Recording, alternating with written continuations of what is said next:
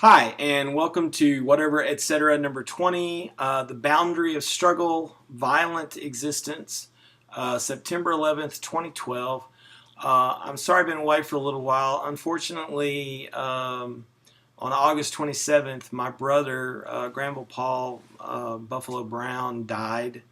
So I was taken away, and I thought during the first 2 weeks after his death that it would be not something I should do to be doing a lot of social media or podcasts or whatever. So, but the next few podcasts that I do will be in honor of my brother's memory. So today I wanted to pick back up on this notion of the boundary situation or the limit situation of struggle, the genuine condition of our human existence, which is struggle. We try and we are tried. We harm and we are harmed. We help and we are helped. Not having the answer for all time, we embrace historic solutions for the time being, and thus we strive. Thus we go forward. I want to recap the last couple of things that I said. We reached a point where all struggle was being reduced to war. And we have to recognize that competition, striving together, is not just combat, battling each other. We are inundated with the rhetoric of war, of which peace itself is an aspect. Peace meaning to drive into the ground and break off, an aspect of violent struggle. Our socioeconomic conditioning for 125 years, at the very least, is of being at war. Not just via military, but wars against poverty, wars against drugs, wars against cancer, wars against AIDS. The list goes on and on and on. So we enter into a realm where success versus failure is about all-out victory or all-out annihilation. Thus, we've thoroughly immersed ourselves in a baptism of blood, both literally and figuratively. Success is about the all-out, balls-to-the-wall victory. Thus, as my friend Rocky pointed out to me on Facebook, Americans do not fail at or succeed at enterprises. They do not fail at or succeed at competitions. Americans have assumed the very mantle of Willy Loman from Death of a Salesman. In American culture, we have become success. In American culture, you are success. In American culture, you are failure. Thus, I submit that we are become confused. We have fused together the whole of our being and reduced it to a few acts, one of them being war. But last time I suggested that we can look differently at success in how we strive together. We can look differently at success in how we struggle with what we encounter, in how we contest with our fellows in this life. To succeed in decisive existential struggle is knowing when to resist the presupposed, the pre-established violent structures that surround us. It is choosing the mean between all-out victory and all-out surrender. But it is always a mean. There is no end to us having to actively choose, to us having to decide.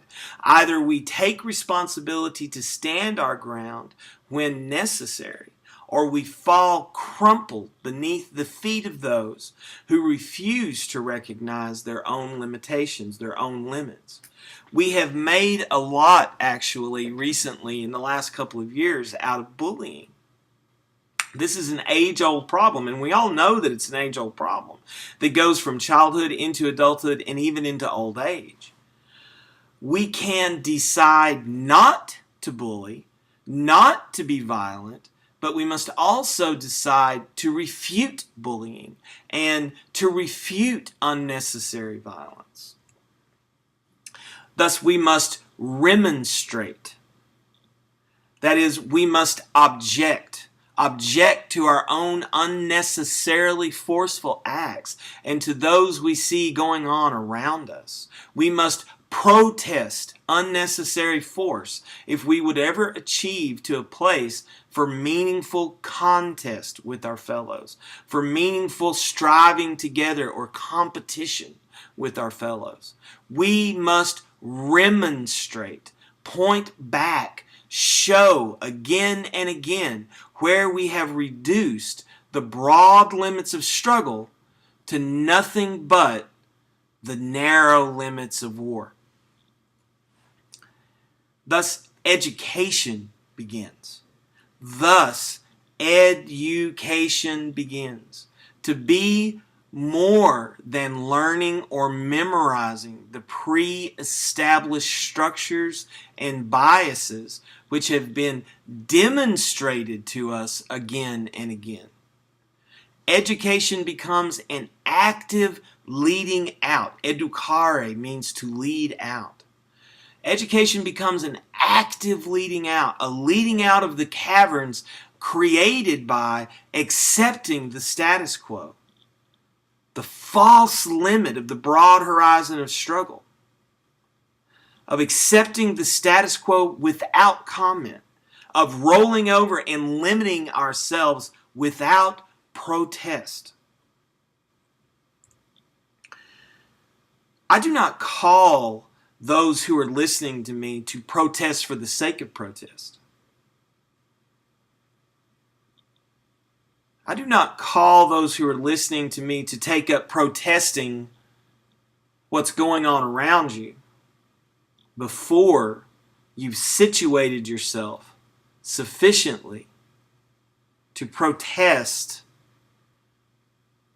within the struggle to become yourself.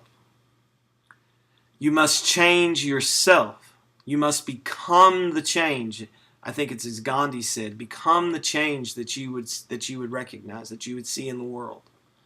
This is the first struggle. This is the first place where remonstration, objection, protest, you remonstrate against yourself to accept responsibility. Not, however, to wage war against your own self. This is always where the great error lies. Because in that kind of self-affliction, that kind of self-violent affliction, you become saturated with a delimiting through violence, which then allows you to participate thoughtlessly in waging war against others. You wage war against yourself, and then you don't think twice about waging war against others. Rather, remonstrating against the status quo means not accepting what you have taken yourself to be either. Recall many episodes ago in the past I'd spoken of losing your personal history, of taking death as your advisor and letting go of all of the seriousness by which you wage war against your own being. That letting go, that getting over your self-importance, frees you from becoming a practitioner of the violence around you, or of becoming a victim of that same violent struggle, that same violent existence. Having detached from this, you're now contesting, you're now struggling via a mutual regard. You're now in a careful struggle via mutual concern, via common kindness, via shared respect, via what Karl Jaspers calls the loving struggle. And this loving struggle is what I will talk to you about next time. For this loving struggle, as Jaspers defines it, is philosophizing. And it's what breaks back open the broad boundaries where we struggle together. Thank you very much, all of you who sent your kind words and prayers and thoughts for me and for my family. I will see you next time. Tranquilitas et bonum vobiscum. Tranquility and goodness be with you now and forever. Bye-bye.